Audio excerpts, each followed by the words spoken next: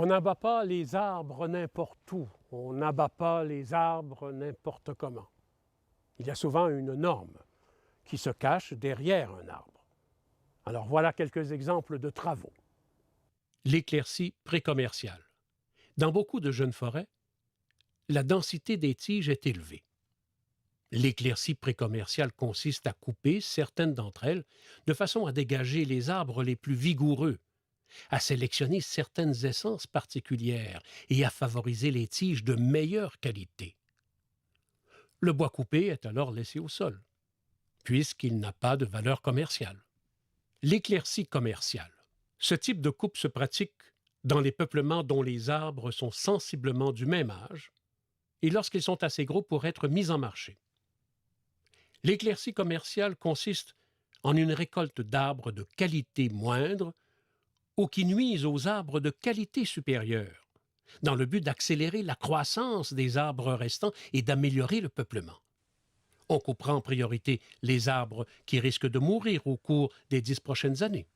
Et ce qu'on a enlevé principalement, c'est les espèces pionnières.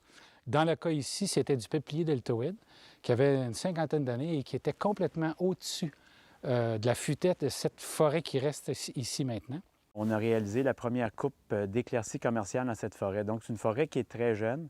On peut le voir par la pile de bois franc qui est sortie. Ce n'est pas du gros bois qui a été coupé. L'objectif au niveau de la coupe d'éclaircie commerciale, c'était de redégager les tiges qu'on avait dégagées il y a une quinzaine d'années pour leur donner encore une ouverture de cime pour qu'ils puissent croître en diamètre. Ici, on a un cerisier tardif qui actuellement, après la coupe, a la cime complètement dégagée. Les arbres qui ont été enlevés, on en voit quelques souches ici à côté. Il y a eu des plaines d'enlever un merisier à mes pieds, puis un tremble un petit peu en arrière. En enlevant ces tiges-là, ça a permis au cerisier, qui est une essence de grande lumière, d'avoir sa cime complètement dégagée. Lorsqu'on souhaite éclaircir, le marquage des arbres constitue une étape très utile, puisqu'elle permet de bien choisir les tiges à récolter et de gagner du temps lors de la coupe. La coupe de jardinage. La forêt qui se prête à une coupe de jardinage est composée d'arbres de dimensions et d'âges très variés. On pratique généralement ce type de coupe en peuplement composé d'essences feuillues. Ce traitement consiste à récolter périodiquement des tiges choisies individuellement ou par petits groupes afin de modeler la structure de la forêt et de favoriser la régénération. Le reboisement. C'est bon pour 8 ans, mais moi, je vous dis qu'après 6 ans, là, quand il va avoir fait deux fois la production, deux productions, là, je pense qu'il aura fait sa job. En reboisant, on souhaite accélérer le retour de la forêt sur un site. Mais il est important de savoir qu'une plantation requiert plus de travail qu'une forêt régénérée naturellement. Je te dis en 2 et 3. S'il fait 2 ans, c'est pas grave. Là. Moi, je suis bien content. Là. Il va avoir fait sa job. Là. En effet, il faut l'entretenir pour s'assurer qu'elle pousse à son plein potentiel et pour justifier tous les efforts et les investissements qu'on lui a consentis. De plus, le choix des essences doit s'effectuer avec soin. Les conifères sont généralement plus faciles à faire pousser en plantation que les feuillus, qui, eux, nécessitent des suivis rigoureux pour maintenir une bonne vigueur et une forme adéquate. Ce qu'on a ici, c'est une plantation qui est à sa 3e année de croissance. C'est un champ qui était abandonné depuis 15 ans, qui a été labouré et harcé pour alléger le sol. Les arbres ont été reboisés et on a eu pendant les 2 premières années très peu de compétition herbacée, ce qui a permis aux plants feuillus de vraiment connaître une bonne croissance. D'ailleurs, il y a des arbres qui ont près de 2 mètres là, après 2 années complètes, là, sont dans leur 3e année de croissance. Il y a des protecteurs à chevreuil qui ont été installés parce que c'est une problématique qui est très, très présente. Au pied des arbres, il y a des protecteurs à mulots qui ont été mis pour empêcher le mulot de venir manger le tronc sur l'écorce sur les jeunes arbres. Une façon d'assurer que la régénération s'établisse correctement est de procéder à un débroussaillage. Les arbres en phase d'établissement sont en compétition avec d'autres essences.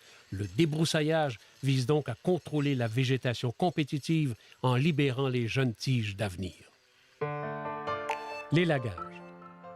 Un sécateur, d'après moi, un petit sécateur à main, c'est l'instrument qui coûte le moins cher et qui rapporte le plus.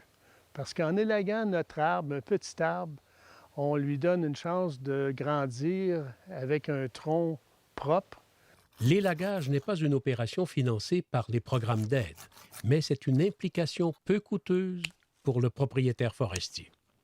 C'est une opération qui consiste à supprimer toutes les branches mortes ou vivantes sur la partie inférieure de la tige pour obtenir une bille de bois sans nœud. Cette pratique n'améliore pas la croissance de l'arbre, mais plutôt sa qualité. Les feuillus peuvent être élagués assez tôt dans leur développement, alors qu'il est bon d'attendre au moins 12 ans avant de procéder au premier élagage dans une plantation de résineux. Bon, maintenant, on va vous raconter exactement le contraire de ce qu'on vient de dire sur la plantation. Benoît Truax, qui est un chercheur, nous parle de sa foresterie du paresseux. Ah, ah, ah, ça, j'aime ça. Et ces terres agricoles-là abandonnées, c'est devenu des forêts. Sauf que c'est des forêts jeunes. Donc, c'est ça qui était le but du projet de recherche, c'est-à-dire est-ce qu'on peut restaurer, enrichir des forêts dégradées, feuillues. Et c'était ça l'idée d'installer des chaînes rouges. Les propriétaires forestiers qui pensent qu'une forêt, que ce soit beau, que ce soit en randonnion, que ce soit aménagé, qu'on peut passer la tondeuse, c'est pas ça pantoute une forêt. En fait, plus elle est sale, plus elle a de débris, plus elle joue de son rôle de forêt qui a une fonction autre que juste production forestière. C'est qu'on trouve que c'est beaucoup plus simple comme ça de laisser les arbres aller par eux-mêmes à la suite de l'ouverture que de planter en champ et de faire des traitements appropriés. C'est des arbres d'à peu près 16, 17 ans, 16 ans. Un propriétaire forestier qui a ce genre d'écotones forestiers-là entre un champ et une forêt peut reproduire ça sans problème.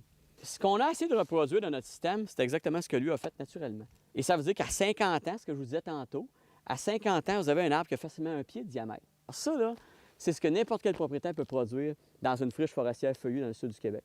C'est fait pour ça.